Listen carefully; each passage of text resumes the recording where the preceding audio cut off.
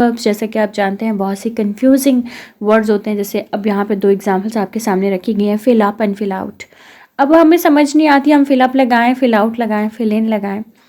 तो इस कन्फ्यूजन को दूर करने के लिए ये सीरीज़ बनाई गई आपके लिए। होपफुली आज का लेसन आपको बहुत ज़्यादा पसंद आने वाला है, आपकी लाइफ में बहुत ज़्यादा वैल्यू ऐड करने वाला है। तो नोट्स लाजमी लें ताकि दिन के आखिर में जब आपसे टेस्ट लिया जाए तो आप उसको अच्छे से कर सकें। तो बढ़ते हैं वीडियो।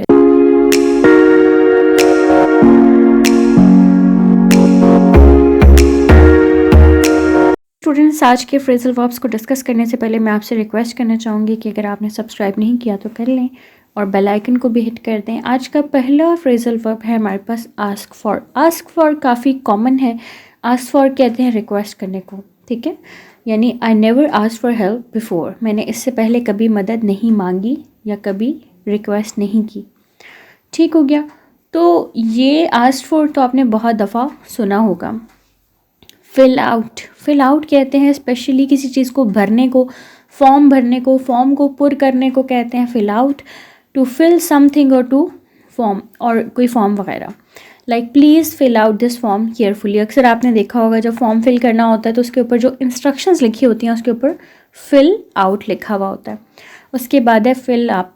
अच्छा, जब किसी चीज़ को भरना होता है, लाइक फ्यूल है कार के अंदर, जैसे फ्यूल भरते हैं आपको पता है इस तरह से, तो या फिर टंकी जैसे ऊपर पानी की होती है उसको भरते हैं, तो इस तरह के भरने को फिल अप करना कहते हैं, ठीक है। अगर मैं इसकी एग्जांपल देखूं तो क्या होगी, he filled up water in the tank. Get back, get back कहते हैं वापस आने को, वापस होने को, रिटर्न करने को। इसकी सेंटेंस एग्जाम्पल अक्सर आपने सुना होगा, I will get back to you shortly, मैं अभी वापस आता हूँ या अभी वापस आती हूँ, तो हम क्या कहते हैं, I will get back to you, I will get back to you. उसके बाद है गेट डाउन। गेट डाउन का मतलब होता है डिप्रेस फील करना। अब देखें दोनों में गेट गेट है, लेकिन अब बैक और डाउन से कितना डिफरेंस, मतलब मीनिंग कितना उल्टा हो जाता है। तो इसलिए आपको ये जो जुमले हैं, ये जो फ्रेजेस हैं, ये आपको याद करने पड़ेंगे ताकि आप अपनी इंग्लिश स्पीकिंग को, इंग्लिश राइटिंग को नेक्स्ट लेवल पर लेके जा सकें। तो गेट डाउन का मतलब होता है डिप्रेस फील करना या डीमोरलाइज फील करना। इसकी सेंटेंस एग्जाम्पल क्या है, the weather always makes me get down, यानी ये वाला जो मौसम है ये अक्सर मुझे डाउन फील करवाता है। गेट इन, गेट इन का मतलब होता है किसी जगह पहुंचना, अराइव या फिर एंटर करना, किसी जगह पे दाखिल होना। The train got in too early, ऐसा वैसे होता नहीं, पाकिस्तान में तो टू लेट आता है, लेकिन ये होगा कि ट्रेन एक जगह पे पहुंची है तो उसको क्या कहेंगे, to get in. Come across, come across कहते हैं अचानक से किसी से मिल जाना, इत्तफाकन, हादसतन, या मतलब जो प्लान ना हो। कम अक्रॉस कहते हैं प्लान ना हो, एकदम से कोई चीज़ आपसे टकरा जाए, कोई इंसान टकरा जाए, ठीक है। मीट और फाइंड समवन और समथिंग एक्सीडेंटली। तो इसकी सेंटेंस एग्जांपल क्या होगी, I came across my childhood friend recently, यानी मैं रिसेंटली अपने दोस्त से टकरा गया, अपने बचपन के दोस्त से मिल गया। कम अलॉन्ग, कम अलॉन्ग के डिफरेंट मीनिंग्स में इसको यूज़ करते हैं, लेकिन इसका जो मोस्ट पॉपुलर वन है दैट इज़ टू अकम्पनी, ठीक है। या to come up to expectations भी हो सकता है। अकम्पनी मतलब किसी का साथ देना, किसी के साथ आना। इसकी सेंटेंस एग्जांपल क्या है, would you like to come along, क्या आप साथ आना पसंद करेंगे।